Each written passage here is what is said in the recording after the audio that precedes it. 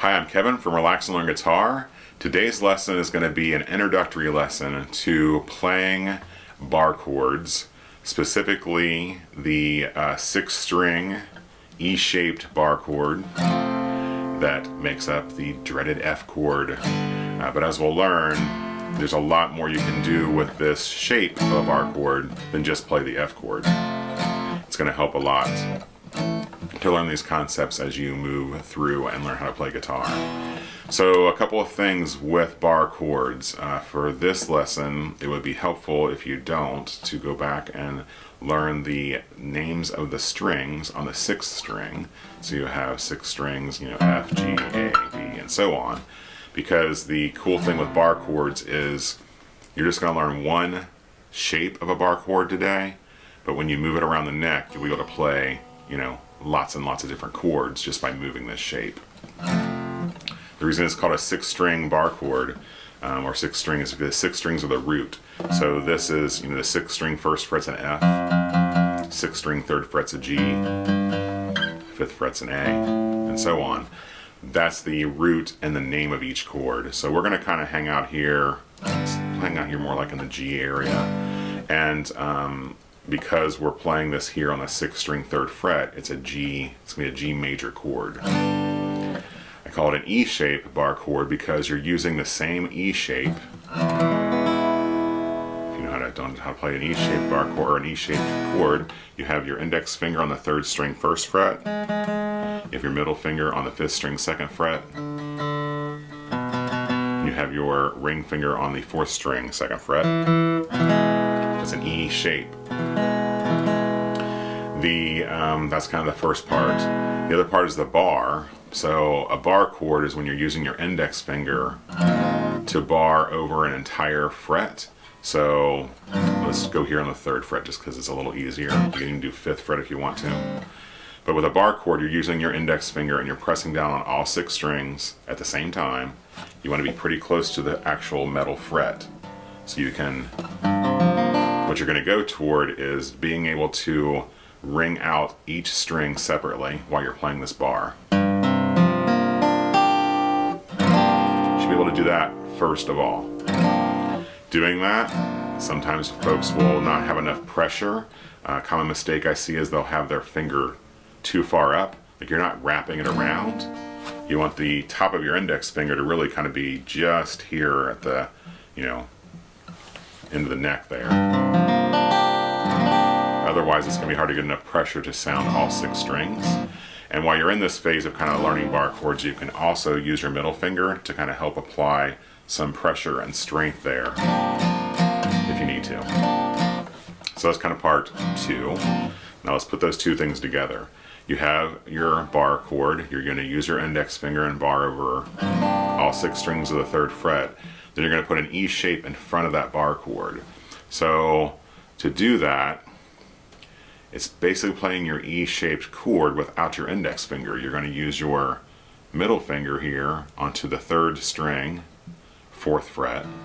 You're going to use your ring finger on the 5th string, 5th fret. And you're going to use your pinky on the 4th string, 5th fret. See how that's still an E shape, okay? Then you lay your index finger across the entire 3rd fret. That's why it's a bar chord.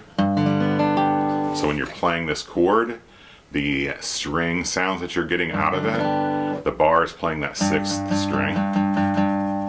But the other sounds are coming, the next 3 strings are going to make your E shape and give you those tones. And then the last 2 strings are played with the bar, this part of your finger here. So kind of mistake number 2 I see with folks, especially starting out, is they may not be able to get those last, 2nd and 1st strings to ring because they're not playing enough pressure evenly on that bar. So the cool thing with a bar chord, so I've shown you how to play this. This is a G major bar chord because it's the 6th string 3rd fret. You move that up to the 5th fret and you've got an A. So you didn't change anything except where you're playing it. The shape is all the same. The concepts are all the same.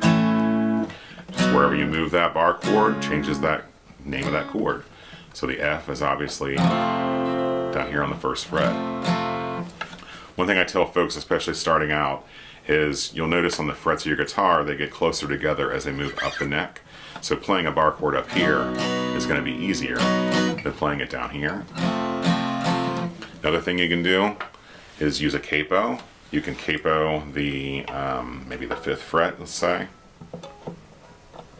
That's going to make your strings a little easier to play, to practice some bar chords up here, because you've taken some of the pressure and made those strings actually closer by action lower to the fretboard. So that's another tip for you. So, you know, this is probably the number one thing that's the most difficult for people to learn starting out, is playing a bar chord, especially this F chord. And, you know, there's no super secret sauce. It's basically apply these concepts and you have to practice a little bit each day. You've got to build up that strength. You got to stick with it to be able to keep, you know, at it to play. And I've seen this a lot with my students and members, is it just clicks one day and I'll get an email or a quick video from someone saying, I got it, I'm playing the F chord, I never thought I could. It is possible. You do have to just kind of work at it. The last thing I want to tell folks is another tip, or 2 last tips, let's say. You want to pay attention to the fingers that not only you're barring with, this index finger, but the other fingers you're using to fret these chords need to be pushing down into the fretboard.